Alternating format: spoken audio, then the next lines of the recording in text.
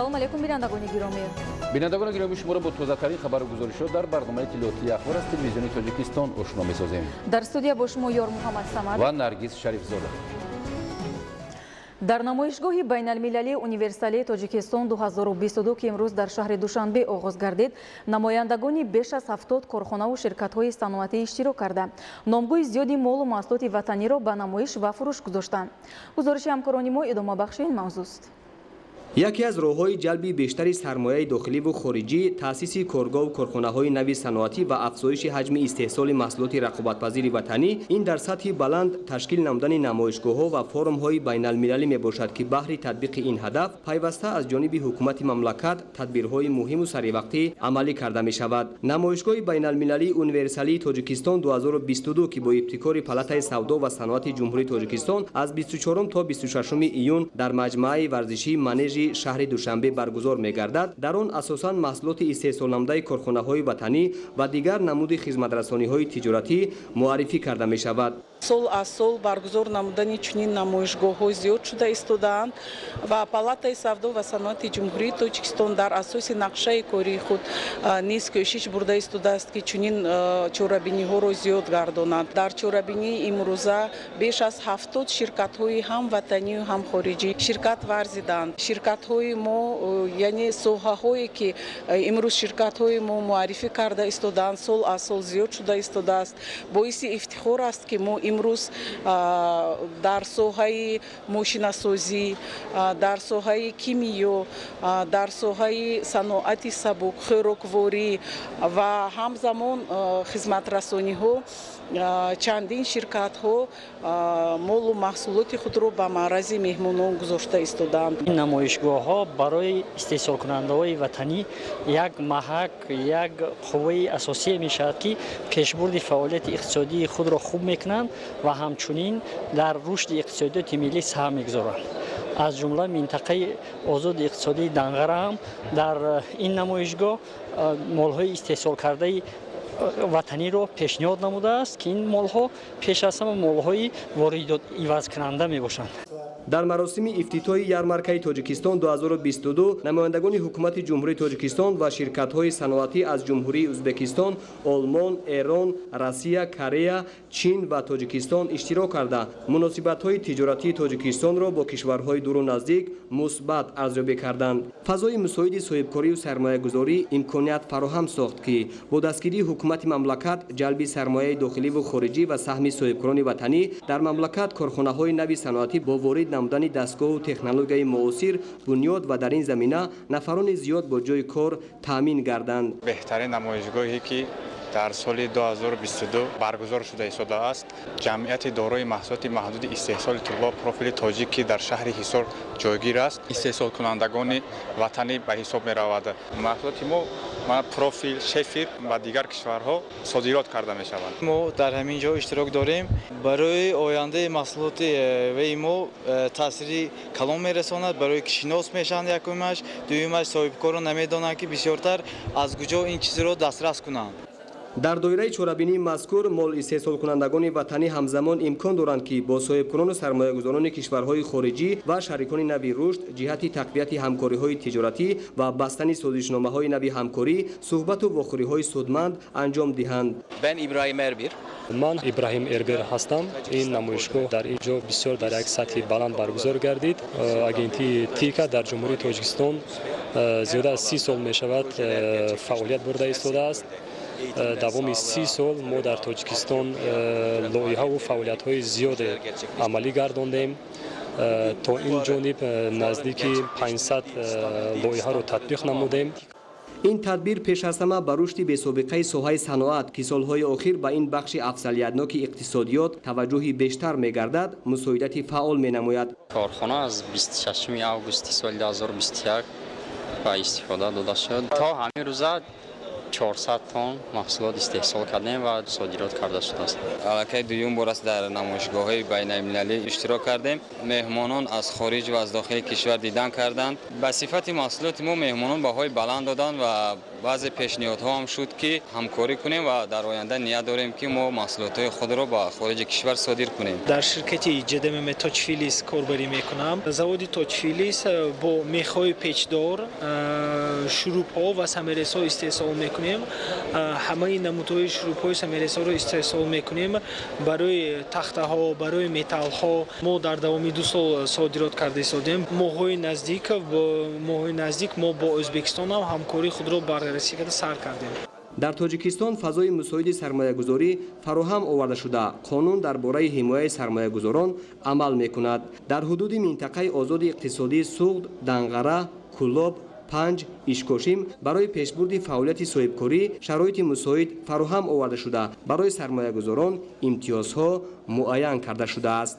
имрӯз худ саноатсодиротбонк барои корхонаҳои истеҳсолӣ маҳсулоти қарзии рушди истеҳсолот ва содиротро бо фоизҳои пасттарин ва имтиёзҳо, маҳсулоти қарзии рушди соҳибкориро барои соҳибкорон яъне бо фоизҳои нисбатан паст ва имтиёзҳо яъне пешниҳод менамояд ки ин заминаи асосӣ яъне як дастгирии бевоситаи ҳукумати ҷумҳурӣ барои соҳибкорон ва истеҳсолкунандагони молу маҳсулотҳои ватанӣ ба ҳисоб меравад. зиёда аз 11 маҳсулоти қарзӣ имрӯз ба муштариён пешниҳод намуда истодааст ки соҳибкорон аз он истифода бурда истоданд. амнодбонк омода аст ки ба соҳибкороне ки ба истеҳсолот машғул ҳастанд ҳамчун кӯмаки молиявӣ яъне ки қарзои худро пешниҳод намояд.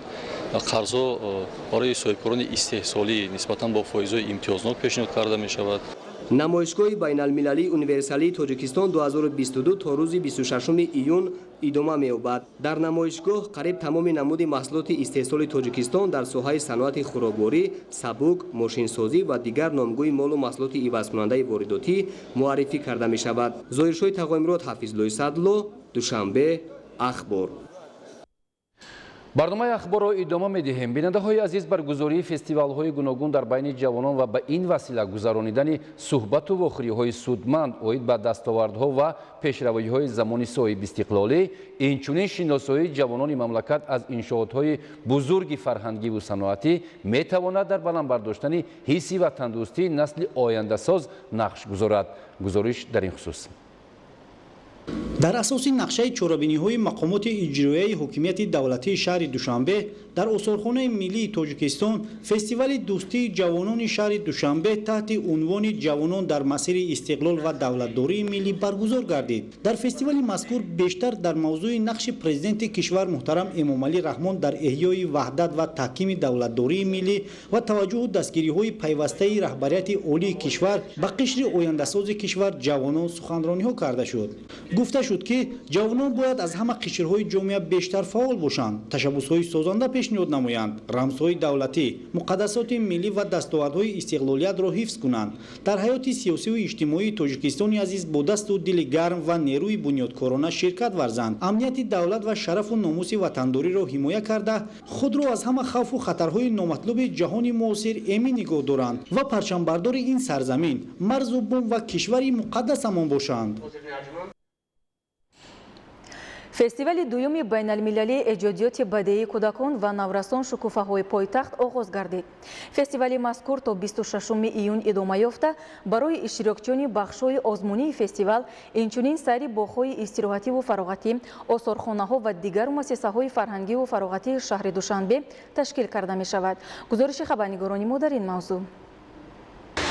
дар муассисаи давлатии маркази кӯдакон ва наврасони шаҳри Душанбе маросими бошукӯҳи ифтитоҳи расмии фестивали дуюми байналмилалии эҷодиёти бадеии кӯдакон ва наврасон таҳти унвони шукуфаҳои пойтахт баргузор гардид, ки дар он масъулини мақомоти иҷроияи ҳокимияти давлатии шаҳри Душанбе, сохторҳои ҷумҳуриявӣ ва шаҳрии дахлдор ширкат намуданд. қайд гардид ки фестивали байналмилалии шукуфаҳои пойтахт ҳамоиши маърифативу фарҳангии кӯдакону наврасон буда, он дар доираи нақшаи кории мақомоти иҷроияи ҳокимияти давлатии шаҳри Душанбе ташкил ва баргузор карда мешавад. зимнан таъкид карда шуд ки баргузории фестивали мазкур иқдоми фароҳамовардаи шароити дӯстонаи эҷодӣ миёни насли наврас арзёбӣ гардида, он дар пайравӣ ба сиёсати маърифатпарваронаи асосгузори сулҳу ваҳдати миллӣ, пешвои миллат, президенти ҷумҳурии Тоҷикистон муҳтарам Эмомалӣ Раҳмон созмон ёфта таъмин намудани шароити мусоид баҳри таҳким бахшидани муносибатҳои дӯстона байни кӯдакон ва наврасони соҳибистеъдод,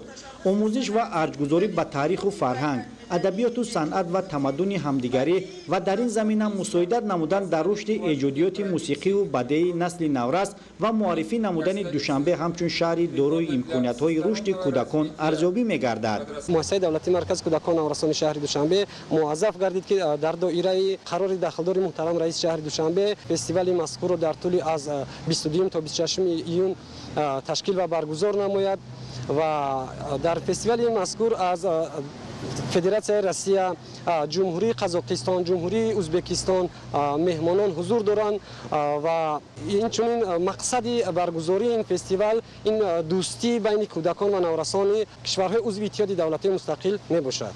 дар фестивали дуюми байналмилалии эҷодиёти бадеии кӯдакон ва наврасон шукуфаҳои пойтахт ҳайатҳои эҷодии кӯдакону наврасон аз Федератсияи Россия, Ҷумҳурии Ӯзбекистон, Ҷумҳурии Қазоқистон, Ҳиндустон, наврасони соҳибистеъдоди вилоятҳои мухтори Кӯҳистони Бадахшон, Суғду Хатлон, шаҳрҳои Душанбе ва Турсунзодаи Ҷумҳурии Тоҷикистон аз марказҳои эҷодиву таҳсилоти иловагӣ ва студияву ансамблҳои бачагона дар саҳнаҳои бузурги муассисаҳои фарҳангии пойтахт дар бахшҳои рақсу овозхонӣ ва навозандагӣ ҳунарнамоӣ хоҳанд кард. бояд қайд намуд ки шумораи умумии иштирокдорони фестивал зиёда аз 300 нафарро ташкил дода майдони он имкон медиҳад ки насли наврас дар баробари пешниҳоди ҳунару истеъдоди хеш дар замиру ботини худ хислатҳои ҳамидаи инсонӣ аз ҷумла дӯстиву бародариро афзун намоянд. дар қисмати фарҳангии чорабинӣ бошад аз ҷониби таълимгирандагони муассисаҳои таҳсилоти иловагӣ, студия ва ансамблҳои бачагона ва наврасони эҷодкору соҳибистеъдоди шаҳри Душанбе барномаи рангини консертӣ пешниҳод карда шуд. идомаи барномаи ахбор. таи солҳои охир дар шаҳру ноҳияҳои вилояти Суғ барои баландбардоштани шароити таҳсилу тарбияи кӯдакону наврасон тадбирҳои муҳим амалӣ гардиданд. дар баробари ин то ҳол дар як қатор деҳоти вилоят биноҳои фарсудаи кӯдакистону мактабҳо мавҷуд буда, дар як қатор муассисаҳо нарасидани ҷои нишасти хонандагон мушкилоти соҳаи таълиму тарбия ба ҳисоб меравад. ҳамкорони мо Равзали Раҳмон ва Дилшод Юсуфӣ дар ин хусус гузориш таҳия карданд ки ҳоло манзури шумо менамоем. таълиму тарбияи кӯдак дар баробари муҳити оила дар муассисаҳои томактабӣ баҳри ташаккули зеҳнӣ, рӯҳию равонӣ ва ҷисмонии кӯдак аҳамияти муҳим дорад. инро ҳаёт, таҷриба ва педагогика собит менамояд. аз ин рӯ барои фароҳам овардани шароитҳо барои фарогирии кӯдакон дар кӯдакистонҳо тадбирҳо амалӣ мешаванд. масалан дар ноҳияи Бобоҷон Ғафуров таи солҳои охир шумораи зиёди кӯдакистонҳо сохта, кӯдакистонҳои мавҷудаи соҳаи маориф барқарор ва кӯдакистонҳои хусусӣ таъсис ёфтанд. дар ноҳия дар муддати кӯтоҳ биноҳои наву замонавии 3 кӯдакистон ба истифода дода шуданд. дар ноҳия зиёда аз 48 000 кӯдакони синни томактабӣ имрӯз ҳаёт ба сар мебаранд ва қисми зиёди онҳо тақрибан зиёда аз 10 000 нафарашонро мо имрӯз ба кӯдакистон ва марказҳои инкишофи кӯдак ба таълиму тарбия фаро гирифтем, лекин албатта кам аст ва ноҳия албатта ба сохтмони кӯдакистонҳои нав ниёз дорад. вале алҳол норасоии муассисаҳои таҳсилоти томактабии кӯдакистонҳо яке аз мушкилоти соҳаи маориф ва таълиму тарбия мебошад. дар шаҳру ноҳияҳои вилояти Суғ дар деҳоти вилоят аз ҷумла як қатор деҳаҳои ноҳияи Бобоҷон Ғафуров на танҳо норасоии муассисаҳои томактабӣ ба назар мерасад, балки кӯдакистон мавҷуд нест. дар чунин ҳолат таи якчанд сол ҳал нашудани масъалаи барқарору навсозӣ намудани бинои кӯдакистони мавҷудаи хоҷагӣ дар деҳаи мусаффои ҷамоати деҳоти унҷи мушкилот аст. тақдири ҳами кӯдакистон ҳамехела ки 4 солеси мобайни 4 солеси як соҳибкор ба додим, соҳибкор кор мекунам, гуфтам ин кор меанзам гуфт. дастгири дига байн нашуд, ҳамин ки монд дар баланти колхоз буд. баъз роҳбарои ноҳия мо мактуб кардем, роҳбарои ноҳия омадан инҷо гуфтанд ки бетон ноша маориф батем. маориф омадан зиму гиштан ҳаминҷо назди халқ ки мо ҳамин кӯдакистоно мекушоем. 3 сол боз масъала ҳал нашудааст. бинои кӯдакистони хоҷагӣ солҳои тӯлонӣ бекор истода, баъдан ба шахси алоҳида вобаста гардида қисман таъмир шуд. бо кӯшиши аҳли маҳалла ва саҳми шарикони рушд, рахти хоби кӯдакона таъмин ва боз навсозию аз нав ба истифода додани кӯдакистони мавҷуда номаълум гардид. ҳолон ки дар деҳа талабот ба кӯдакистон калон буда, волидайн афзалияти таълиму тарбияи кӯдакро дар кӯдакистон дарк карда, фарзандонашонро ба кӯдакистонҳои шаҳрҳои Хуҷанду Бӯстон мебаранд. вақте ки кӯдак дар кӯдакистон тарбия меёбад вай тарбияи назм мегирад. мураббие шуда худам дар ҳамин кӯдакистон кор мекардам пеш. фарзандони мо мана ҳозир дар ҳамаи соҳаҳо кор фаъолият мебаранд. ҳамашон ва тарбияҳои нағз гирифтанд. лекин мана 30 сол боз инҷа аз кор боз монд. Кӯдакистон дар деҳа ҳаст, аммо ба истифода додан кашол ёфта истодааст. Мана падару модарон маҷбур мешаванд ки кӯдакони худро ба шаҳри Хуҷанду ба шаҳри Бостон мебаранд. ин аз ҷиҳати педагогика нодуруст, кӯдак монда мешавад. дар дигар мавзеъҳои ноҳия дар баробари бунёди биноҳои нави кӯдакистонҳо барқарору навсозии биноҳои мавҷуда ки дар тавозуни корхонаи муассиса ва хоҷагиҳо мебошанд, як роҳи ҳалли масъалаи ба таълиму тарбия фаро гирифтани кӯдакон дар кӯдакистонҳо мебошад. дар як қатор муассисаҳои таҳсилоти миёнаи умумии ноҳия нарасидани ҷой ва набудани шароит ба марказҳои инкишофи кӯдак низ аз мушкилоти соҳа мебошад. дар бинои таълимии муассисаи таҳсилоти миёнаи умумии рақами 22 дар деҳаи Навобод 7 синфхона мавҷуд буда шумораи хонандагон дар соли таҳсили оянда афзоиш ёфта ба 330 нафар мерасад. дар назди муассиса бо дар назардошти ин талабот соли 2018 сохтмони бинои иловагӣ барои 4 синфхона оғоз шуда, вале нотамом мондааст. бино ба гуфтаи масъулини равосати маорифи ноҳия иқдом гардидааст ки сохтмон ҳарчи тезтар идома бахшида аз ҷониби мақомоти иҷроии ҳокимияти давлати ноҳии Бобоҷон Гафуров бинои муассиса барои 8 синфхона сохта мешавад. агар ин нақша амалӣ гардад, масъалаи ҷои нишаст ва фароҳам овардани шароитҳо ба таҳсили фарзандони сокинони деҳаи Навобод ҳалли худро меёбад. барои сокинони деҳаи деҳнави ҷамоати деҳоти Овчиқалачаи ноҳия низ масъалаи таъмин бо ҷои нишаст ва фароҳам овардани шароитҳои меъёрии таҳсил масъалаи ҷиддӣ мебошад. бино ба ҳолат ва гуфтаи директори муассисаи таҳсилоти миёнаи умумии рақами 39 дар деҳаи деҳнав, на танҳо дар муассиса 3 баробари талабот ҷои нишаст намерасад, дар бинои муассиса долонҳо мавҷуд набуда, даромадгоҳи синфхонаҳо аз ҳавлии муассиса сурат мегирад. مکتب سال 1970 همچون باغچه ساخته شده به استفاده داده شده بود. بنابر نفوذ اهالی ما زیاد شد، مکتب اساسی سال 2001 مکتب میانه شد. معیار استانداردی امروزی جوابگو نه. من صنفخانه تنگ دیدیم. من این صنفخانه 15 نفر 20 نفر بچه چقدر میشن؟ چقدر درس میگیرن؟ aynı درد وقتی تابع سرما زمستان وقتی که ما پیچای بهاری میخوانیم، بعضی کورس‌ها میزی کورس‌ها بچه‌ها 3 نفرش تحصیل میکنن. дар бинои муассиса барои 140-145 нафар хонанда ҷои нишаст мавҷуд буда, шумораи хонандагон дар соли таҳсили 2022-2023 ба 400 нафар мерасад. ба ғайр аз ин 60-70 нафар фарзандони сокинони деҳаи деҳнав барои таҳсил ба муассисаҳои рақамҳои 8 ва 37 деҳаи Овчиқалача мераванд. این سال ما روی خط بگرفتیم سال نو سال تحصیل ما 60 نفر قبول میکنیم. 11 نفر ختم کردن 60 نفر قبول میکنیم. الکی ببینید که ممکن قدر امسال ما 4 بس به نقشه گرفته هستیم. ما علاج درس‌گذاری نیست. ҳамзамон бино ба гуфтаи директори муассиса сохтмони бинои нав ба нақша гирифта мешавад ва бунёди бинои мактаб бо саҳми кумитаи давлатии сармоягузорӣ ва амволи давлатии ҷумҳурӣ амалӣ хоҳад шуд. дар деҳаҳои меҳтар ва камари ноҳияи Спитамин низ ҳарчи тезтар сохтани биноҳо барои муассисаҳои таҳсилоти миёнаи умумии рақамҳои 16 ва 30 зарур аст. дар деҳаи меҳтар дар назди муассисаи рақами 16 соли 2016 сохтмони бинои иловагӣ оғоз гардида, вале идомаю анҷом наёфтааст. مؤسسه تحصیلات میانه عمومی رقم 16 که این بنا سال 1932 ساخته شده است. پایدیوارهای بنا، دیوارهای بنا، فرش‌های آن خیلی فرسوده گردیدند. کتابخانه هم خیلی کهنه است. چنین شرایطی وضعیت ناگوار مؤثر را به حساب گرفته سال 2016 مقامات اجرایی ناحیه سپیدامین تصمیم گرفت که 6 صنفخانه علاوه‌ای ساخته به استفاده داده شود. لیکن متاسفانه تا حال بنای این صنفخانه‌ها ناتمام است. бинои мактаби рақами 16 соли 1932 90 сол пештар сохта барои истифода пурра номутобиқ гардидааст. ҳатто барои пешгирӣ аз кӯчидани девору боми бино аз чӯб такягоҳҳо гузоштаанд.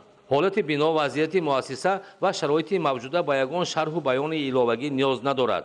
اهل دهه مهتر بسیار میخواهند برای فرزندانشان شرایط ارزنده فراهم آورده شود و آموزگاران مؤسسه با کمال مسئولیت و غمخواری آرزو دارند در بنای صنفخانه‌های زمانوی تمام دانش و مهارت خویش را به دانش آموزی فرزندان صرف نمایند. معلمان ما، طلبه های ما که بی حد با اقتدار هستند و مناسب شرایط های بهترین هستند، بسیار میخواستند که صنفخانه‌های نو بنا شود و ما در آن با جان دل نسل نورس را تربیت نماییم.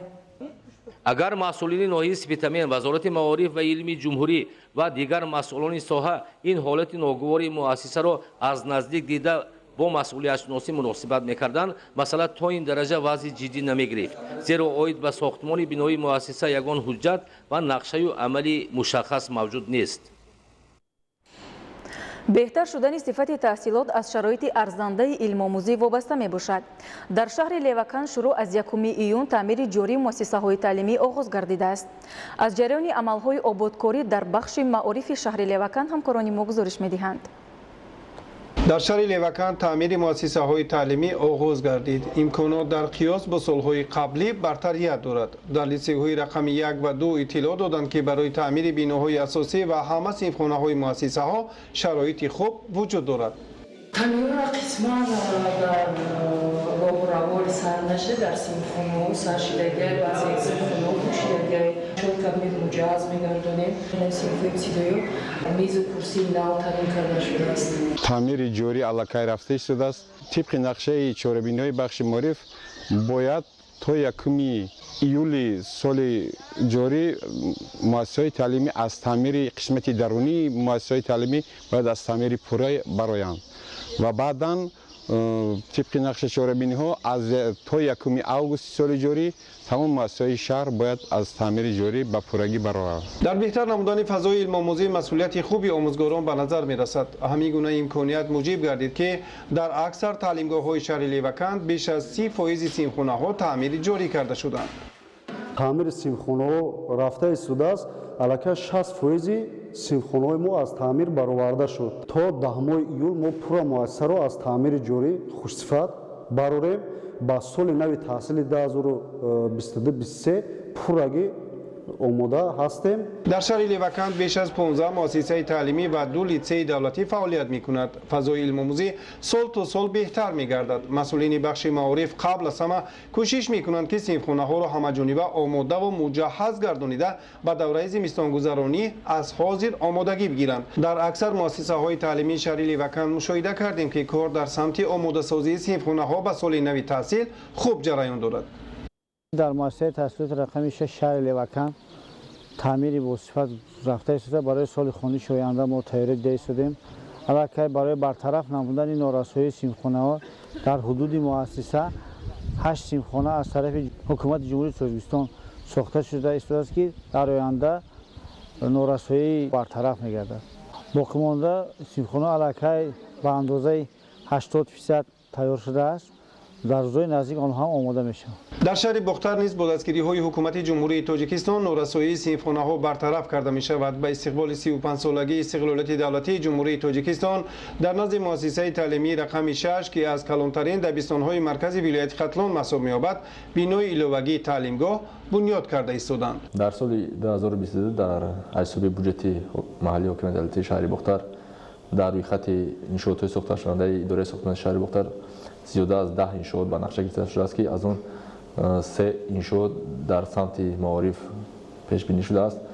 این هم باشد باغچه بچگانه رقم 2 و باغچه بچگانه رقم 13 که از جانب اداره ساختمان شهر بختر ساخته به استفاده داده شد. علاوه انشاءات دیگر ساحه معارف باشد این بینای علاقه مؤسسه تحصیلات رقم 6 در شهر بختر باشد که خرجنامه عمومی انشاءات 7 میلیون را در بر میگیرد و ما امسال از حساب بودجت محلی 1.5 میلیون سوم جدا گردیده است و کارها باشد در این سمت با مرام ادامه دارد. برنامه اخبار را ادامه می‌دهیم. به مناسبت روز وحدت ملی در یک قطار وزارت و اداره‌ها تدبیرهای معرفتی آموزشی تشکیل کرده شد. وحدت برای مردم تاجیکستان مقدس بوده چون دستاورد صاحب استقلالی، تحکیم بخش غایه‌های خودشناسی و خودآگاهی، تقویت دهنده پایه‌های دولتداری و راه استوار رشد میباشد. در این خصوص همکاران ما گزارش تهیه کردند. در اگنتی نظارت دولتی مالیوی و مبارزه با کروپسیای جمهوری تاجیکستان با اشتراک هیئت وسیع کارمندان بخشیده به تجلیل روز وحدت ملی جمع‌آمد تنتنوی برگزار گردید. قید گردید که صدای وحدت ملی تاجیکان سال از سال در کره زمین شهرتیاب گردیده. سیاست صلح‌جویانه اساسگذار صلح و وحدت ملی، پیشوای ملت، پرزیدنت جمهوری تاجیکستان محترم امامعلی رحمان مورد آموزش و تحقیق علما قرار گرفته است که این بار دیگر از ارزش بلند فرهنگ و تمدن مردم سربلند تاجیک شهادت می‌دهد. بنابراین ما را لازم است که ضرورت تاریخی و رسالت اصلی خود را در آن بینیم و دانیم که باید وحدت و رضایت ملی این ما همیشه پاینده و جاویدان باشد. ما باید صرف نظر از موقع اجتماعی و سیاسی زیر این سیاست خردمندانه پیشوای معظم ملت متحد باشیم. برای تحکیم وحدت ملی و سازندگی و آبادکاری وطن فعالانه شرکت نموده در مرحله نوین امروزه جهت تطبیق هدفهای سازنده بیش از هر وقت با دست و دل پاک و نیت نیک و با روحیه بلند سازندگی فعالیت نماییم و زحمت کشیم. در ادامه چوربینی سابقه‌داران مقامات با معروضه‌های خود کارمندان را تبریک و مبارکباد نموده دایر بر رسالت تاریخی این سنه فرخنده پای ابراز اندیشه نمودند. در خدمات اجرای نزد حکومت جمهوری تاجیکستان یکجا با اتفاق نویسندگان تاجیکستان با تنتنه و در سطح بلند خشتالشناسی روز 25 سالگی وحدت ملی را تشغیل نمودند.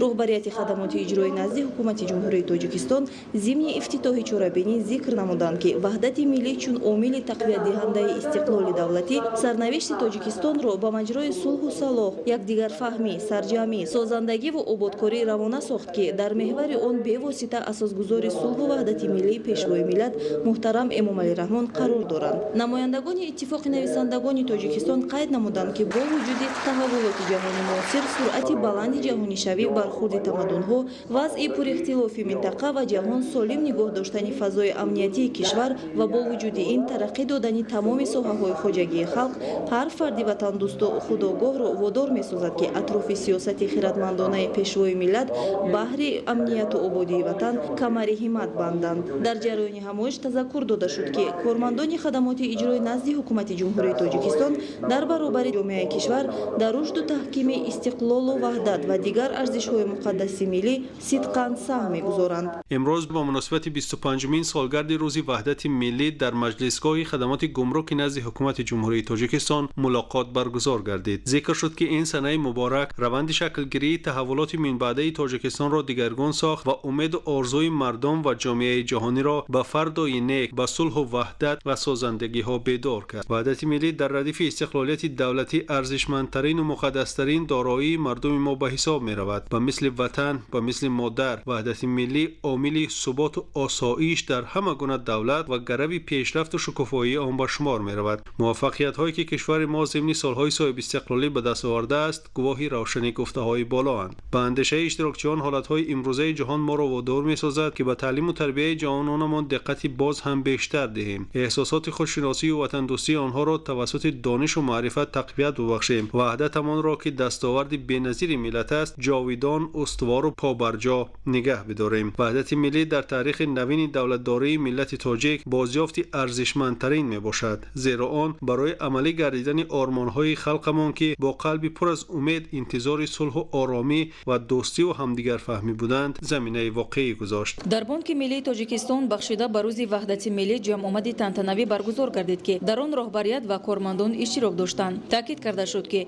امروزها از امضای سند مهم و تقدیرسازی تاریخ دولتداری نوین ملی ما یعنی سازشنامه عمومی صلح و رضایت ملی که در خاطره تاریخ مردم صلح‌پرور ما اثرهای عصر باقی خواهد ماند 25 سال سپری می‌گردد. تحکیم دستاوردهای استقلال بنیاد پایه‌های استوار دولتداری ملی، تطبیق موفقانه 4 هدف استراتژی و در مجموع رشد روزافزون تاجیکستان صاحب استقلال با توفیل فضای صلح و ثبات و وحدت ملی امکان پذیر گردید. مردم کشور با سپاس و شکرگزاری از صلح و ثبات کامل و امید به آینده درخشان تاجیکستان هر سال این جشن فرخنده را در سراسر مملکت و بیرون از آن با شکوه و شامت خاص تجلیل می‌کنند. جشن وحدت ملی که از فرهنگ و خرد والا و ازلی مردم تاجیک سرچشمه می‌گیرد امروز واقعاً تجسمگر اتحاد همه ساکنان مملکت و یکپارچگی تاجیکستانی عزیز می باشد. با شرافت وحدت سرتاسری در کشور قانون و برنامه‌های صحوی در سمت بانکداری قبول و مورد عمل قرار گرفتند که در نتیجه فعالیت بانکی رشد کرده نظام بانکداری نیز به دستاوردهای بزرگ نائل گردید.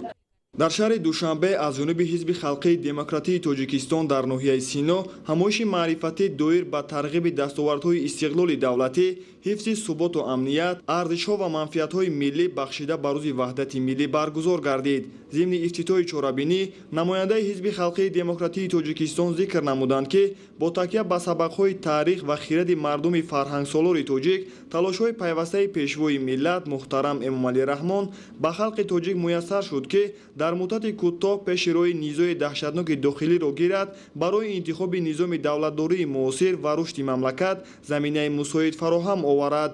ташаккули сулҳу ваҳдат, худшиносии миллӣ, ифтихори ватандорӣ ва шаъну шарафи шаҳрвандии тоҷикон яке аз заминаҳои мустаҳками давлатдории миллӣ ва сулҳу ваҳдати миллӣ дар кишвар воситаи боэътимоди рушди давлати демократӣ мебошад. ваҳдати миллӣ самараи талошҳои асосгузори сулҳу ваҳдати миллӣ пешвои миллат президенти ҷумҳурии тоҷикистон муҳтарам Эмомалӣ Раҳмон мебошад. бинобар ин ҳифзи истиқлолу озодии ватан, густариши пайвастаи худогоҳиву худшиносии миллӣ, ватандӯстиву ватанпарастӣ, арҷгузорӣ ба муқаддасот ва рамзҳои давлатӣ, таърих, забон ва фарҳанги миллӣ, таблиғи аҳамияти сулҳу оромӣ, суботи сиёсӣ, сарҷамъии миллат, эҳтирому риояи конститутсия ва қонунҳо, яъне таъмини волояти қонун бояд вазифаи муқаддаси ҳар шаҳрванди бонангу номус бошад. дар кумитаи меъморӣ ва сохтмони назди ҳукумати ҷумҳурии тоҷикистон бахшида ба рӯзи ваҳдати миллӣ ҷамъомади илмӣ баргузор гардид ки иштирокчиён дар мавзӯъҳои гуногун аз ҷумла ваҳдат омили муҳими рушди давлатдорӣ, нақши ваҳдати миллӣ дар таҳкими истиқлолияти давлатӣ ва рушди тоҷикистони соҳиби истиқлол маъруза карданд. зимни суханронӣ таъкид карда шуд ки воқеан 27 июни соли 1997 рӯзи муборак ва солест ки дар таърихи пуршарафи халқи кӯҳанбунёд ва мутамаддини мо бо ҳарфҳои зарин сабт гардидааст. дар ин соли хуҷаста тоҷикистони соҳиби истиқлол ба марҳилаи нави таърихи худ қадам ниҳод. ваҳдат нишонаи оромӣ, некуаҳволии халқ, созандагиву ободкорӣ ва пеш аз ҳама бозгӯи бахти баланди ҳар миллате маҳсуб мешавад ки ин арзиши бебаҳои ҳаётро ҳифз мекунад. расидан ба қадри ваҳдат ва ҳифзу гиромӣ доштани ин арзиши бебаҳо ки сарчашмаи пешрафт ва ояндаи босаодати миллат аст, қарзи шаҳрвандии ҳар фарди худшиносу худогоҳ мебошад.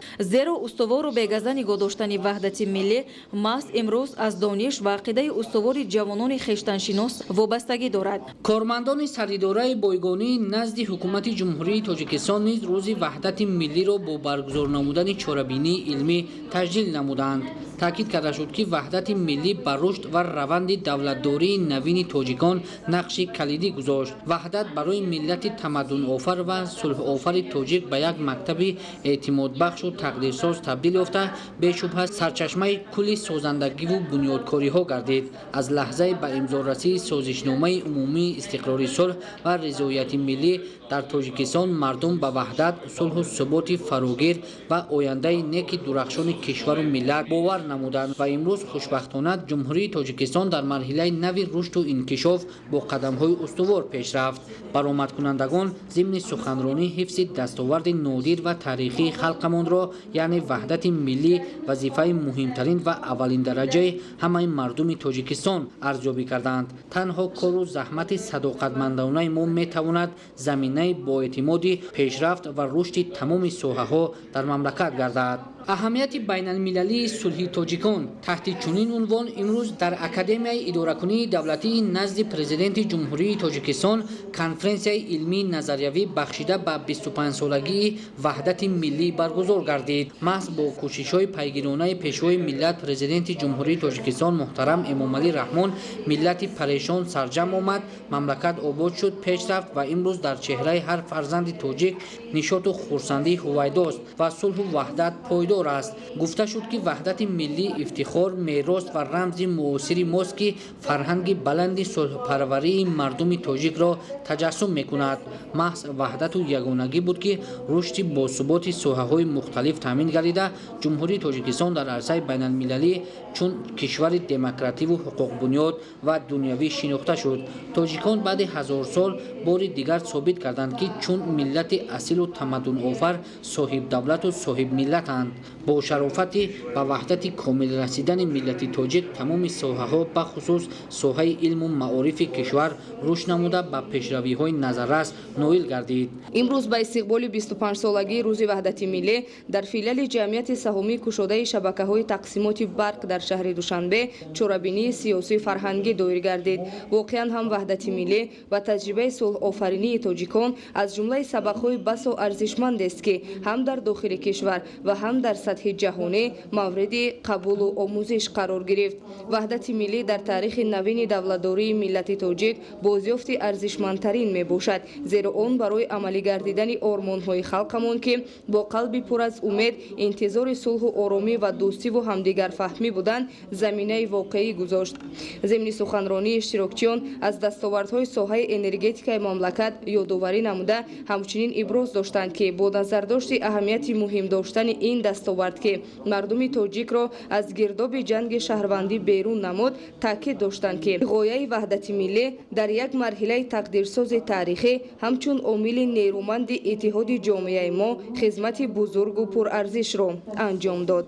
ваҳдати миллиро бешубҳа метавон ҳамчун самараи талошҳои хурду бузурги ватани азизамон маънӣ дод кард ва маҳз ба ҳамин хотир ҳар яки мо вазифа дорем ки онро мисли гавҳараки чашм ҳифзу нигаҳдорӣ намоем. Оишаи Саттор, Раънои Азиз, Ахбор. дар шаҳри ваҳдат ба муносибати рӯзи ваҳдати миллӣ якчанд иншоот мавриди истифода қарор дода шуд. дар ин замина чорабинии ҷолибу хотирмони тарғиботӣ низ баргузор гардид. гузориши Маҳмадалӣ Абдукарим ва Шаҳбоз Ғуломзода дар ин хусус. сокинони шаҳри ваҳдат ҷашни рӯзи ваҳдати миллиро бо дастовардҳои армуғонҳои тоза истиқбол гирифтанд. бахшида ба ин саҳнаи бузургу таърихӣ дар деҳаи кофарнихони ҷамоати деҳоти Абдулло Абдулвосиёв иншооти нави ҷашнӣ китобхонаи нав бо шумори 3600 адад китоб мавриди истифода қарор дода шуд. мунфаршу навсозӣ гардидани роҳҳои маҳаллӣ дар ҷамоати деҳоти Бозорбой Бурунов дар масофаи 4000 метр ва оғоз намудани навсозии роҳи деҳаи ганҷбори ҷамоати деҳоти Раҷаб Исмоилов ҳам аз тадбирҳои созандагию ободонӣ ба ифтихор аз ҷашни 25-солагии рӯзи ваҳдати миллӣ ҳамчун тӯҳфаи идона ба сокинон мебошад. муассисаи таҳсилоти миёнаи умумии рақами 71 шаҳри ваҳдат ҳам дар даврони соҳибистиқлолӣ бунёд гардидааст. бо намояндагӣ аз мақомоти маҳаллӣ, аҳли зиёи кишвар, мақомоти қудратӣ, аз ҷумла суд, прокуратура, шуъбаи вазорати корҳои дохилии шаҳр, сокинон, намояндагони касбу кори гуногун, фаъолону собиқадорон, ҷавонону наврасон дар толори зебою барҳавои ин муассисаи тозабунёд бахшида ба ин рӯз чорабинии мутантану хотирмон доиру баргузор гардид. гуфта шуд ки мардуми саодатманди кишварамон аз баракати сулҳу осоиштагии мамлакат давоми 25 соли таъмини ваҳдати миллӣ ба дастовардҳои бузург ноил гардиданд.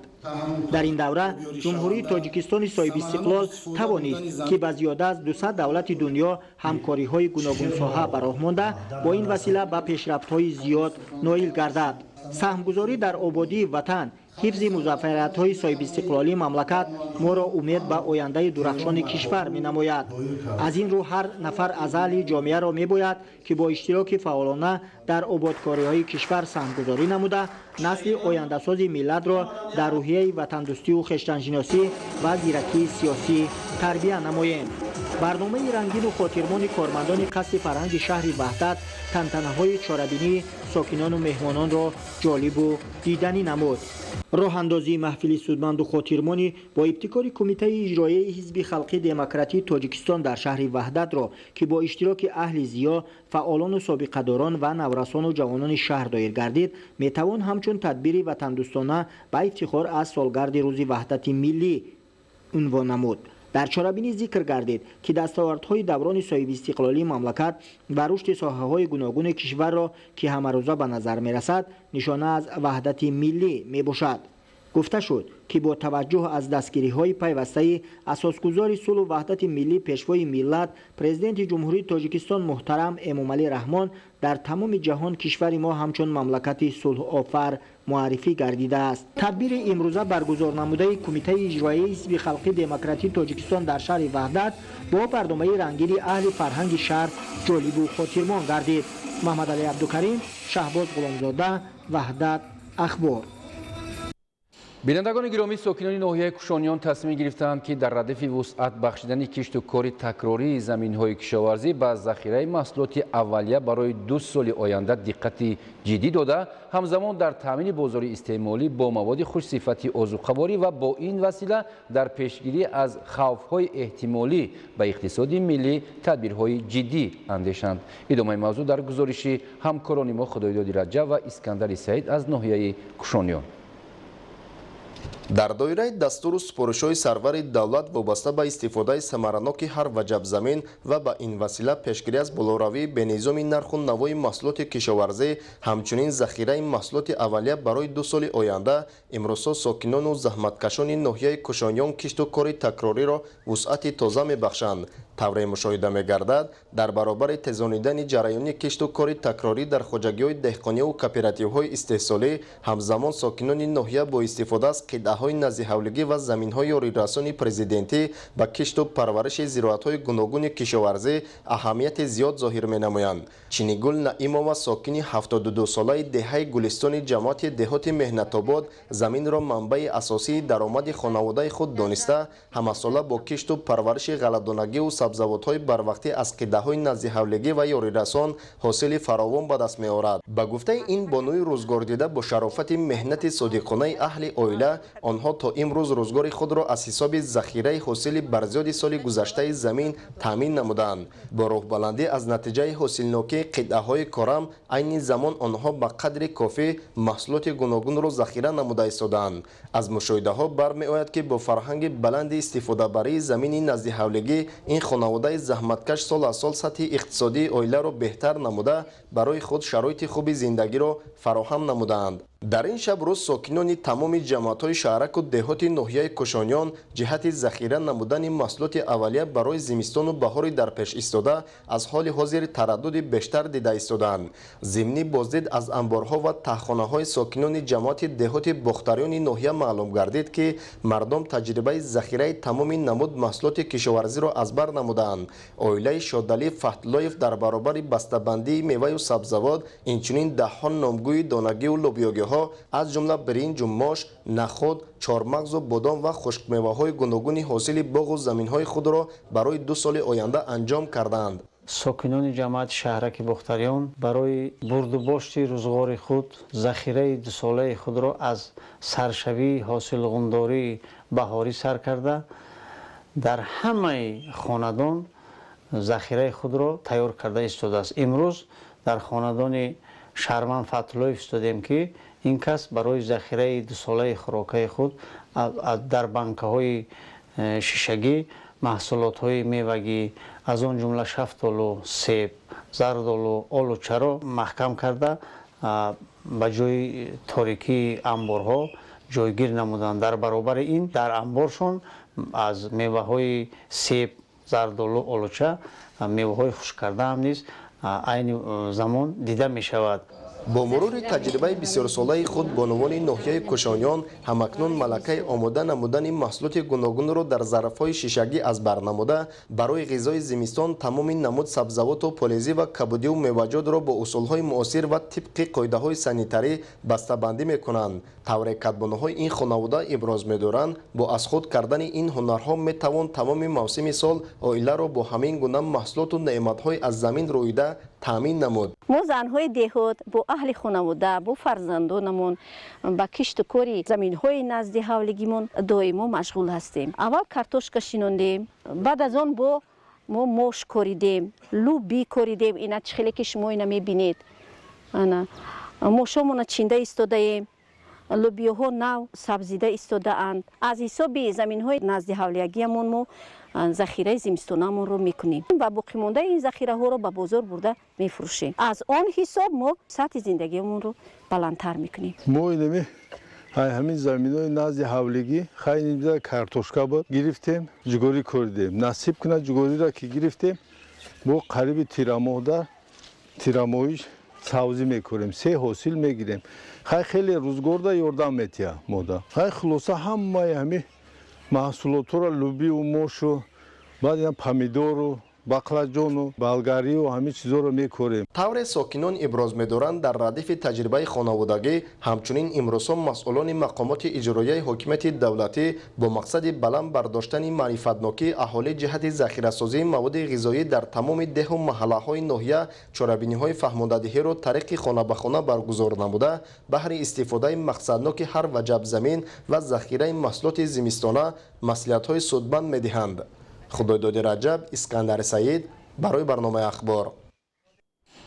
дар иртибот ба эълон гардидани солҳои 2022-2026 солҳои рушди саноат ва бо мақсади тарғиби донишҳои назариявӣ ва амалӣ байни хонандагони муассисаҳои таҳсилоти ибтидоии касбӣ озмуни ҷумҳуриявии малакаи касбӣ баргузор гардид. гузориши хабарнигорони мо. озмуни ҷумҳуриявии малакаи касбӣ дар байни хонандагони муассисаҳои таҳсилоти ибтидоии касбӣ аз рӯи ихтисос ва касбҳои коргарии амалкунанда дар ду давр ҳамасола гузаронида мешавад.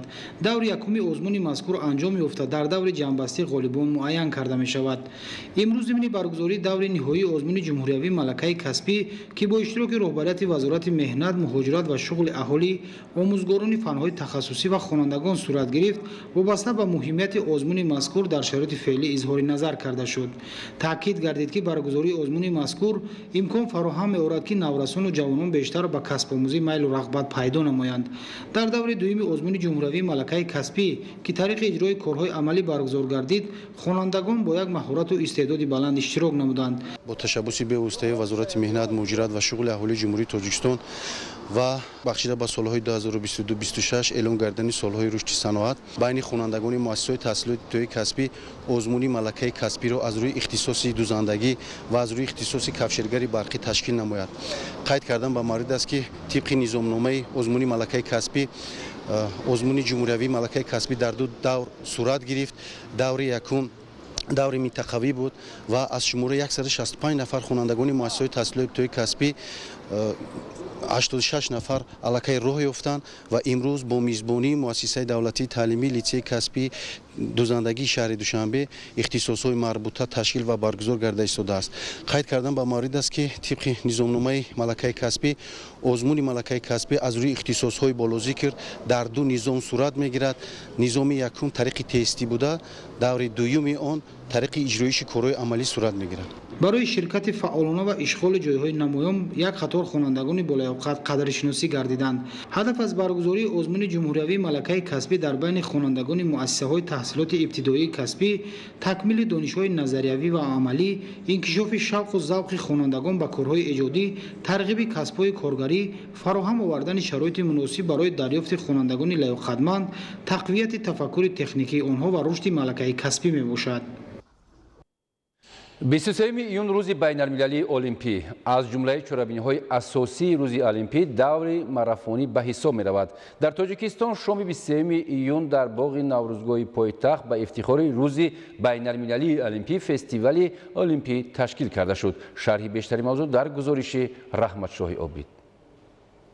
23 июн дар Тоҷикистон чун дигар кишварҳо зери шиори сулҳу бародарӣ ба тамоми халқҳои сайёра рӯзи олимпӣ таҷлил гардид. шоми 23 июн дар боғи наврӯзгоҳи шаҳри Душанбе ба ифтихори рӯзи байналмилалии олимпӣ фестивал баргузор шуд. масъулини кумитаи миллии олимпии Тоҷикистон дар ҳамкорӣ бо кумитаи кор бо ҷонон варҷӣ назди ҳукумати ҷумҳурии Тоҷикистон дар соли 2022 зери шиори якҷоя бо тамоми мардуми ҷаҳон иштирок карданд. бахшида ба рӯзи байналмилалии олимпӣ дар тамоми шаҳру ноҳияи мамлакат чорабиниҳои гуногуну мусобиқаҳои варзишӣ баргузор гардиданд. дар ин чорабинии бошукӯҳ донишҷӯёни коллеҷ ва донишкадаи тарбияи ҷисмонии Тоҷикистон, намояндагони мактабҳои варзишӣ, бошгоҳҳо ва федератсияи намудҳои олимпии варзиш бо барномаи махсус баромад карданд. сипас масъулин дар чанд мусобиқаҳо бевосита иштирок карда бо омодагии варзишгарон баҳои баланд доданд. аввалин боҷҳои олимпии муосир соли 1896 дар шаҳри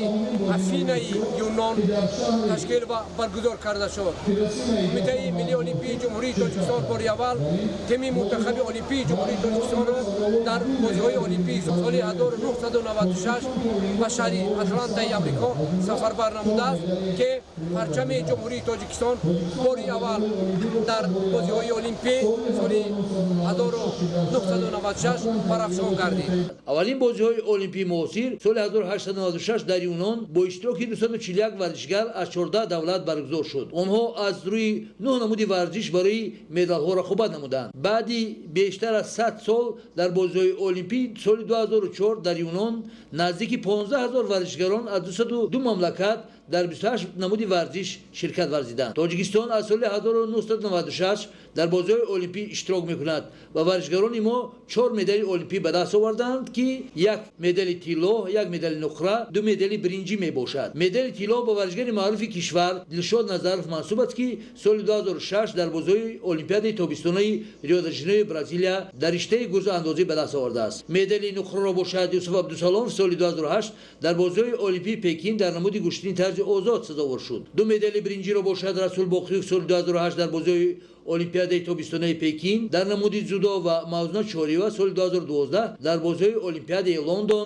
در نمود بوکس بین بانوان کامیاب شدند. تشبوسی سازنده و غمخوارانه پیشوای ملت نسبت به ورزش آن است که 9 январи سال 2015 جایزه پرزیدنت جمهوری تاجیکستان برای غالبان و جایزه‌داران مسابقه‌های بین‌المللی ورزشی تأسیس یافت. با امرهای پرزیدنت جمهوری تاجیکستان سال‌های 2015 2021 ورزشکاری که در مسابقه‌های بین‌المللی اشتراک کرده سزاوار مدال می‌گردد و مربیان آنها سزاوار این جایزه شدند. در فرجام چورابینی با دانشکده تربیت جسمانی تاجیکستان، مکتب‌های ورزشی، تمام فدراسی‌های ورزشی مملکت و دیگر زیرساختارهای کمیته کار با جنان ورزشی نزد حکومت جمهوری تاجیکستان سرتیفیکات کمیته بین‌المللی المپی تقدیم گردید. ما مسئولین ساحه مطمئن می‌سازیم که ورزشکاران کشور نیز برای آمادگی به المپیاد من بعد که در سال 2024 به نقشه گرفته شده است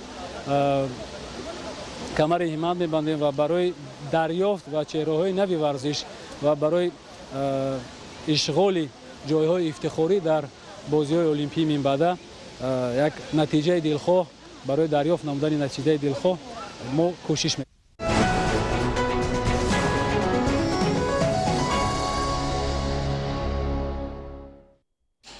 بینندگان گرامی در همین جا برنامه اطلاعاتی اخبار به انجام می‌رسد. برایتان بهترین خوشی‌های زندگی را تمنا داریم. سلامت باشید.